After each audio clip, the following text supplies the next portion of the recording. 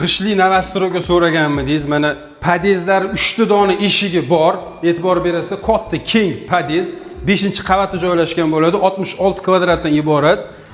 Zaliga havas qildim. Zalni ko'rishingiz mumkin. Shunaqangi kenggina zal.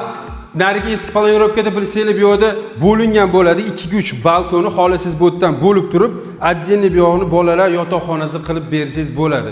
Zal va bolalar yotoqxonasi bo'ladi. Xonadonimizda novastroyga g'ishli dom bo'ladi. Skvaznoy planirovka 66 kvadratdan iborat bo'ladi. Bu yerda yonimizda ko'rishimiz mumkin. Ayollarning sevimli bo'lgan oshxona qismi, shunaqa chiroylikini mebellardan yasatib qo'yilgan. Vitishka gaz plita va o'zini bu yerda uyimizning yuragi bo'lgan konteynerlari, to'kuvchi deganlari joylashgan. Xonadonimizning shunaqa kichkinagina balkon qismi bor. Agar xohlasangiz bolalarga ehtiyotchan bezopasniy bo'lishi uchun reshetka qilib qo'ysangiz bo'ladi. Bu yerda bemalol choy ichib o'tirish uchun stol qilib ertalabdan choy ichib ishga ketadigan joyi.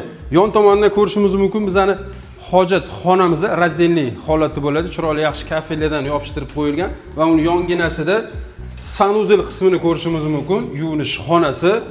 Buni yonida ota-onalar yotoqxonasi, tashqari qaragan oynalari bor, o'zini radiatorlariga ega. Akalar joylashgan joyi keladigan bo'lsangiz, Sputnik 16, Yangi Hayot tumani Sputnik 16, Nurhayot Ups Pradajdan yonidagi novastroyka bo'ladi. 7 qavatli domni 5-qavatda joylashgan, 66 kvadrat, narxi $61,500 baholadik. Qiziqqan bo'lsa telefon qo'yasizlar, qolgan ma'lumotlarni telefon orqali gaplashamiz.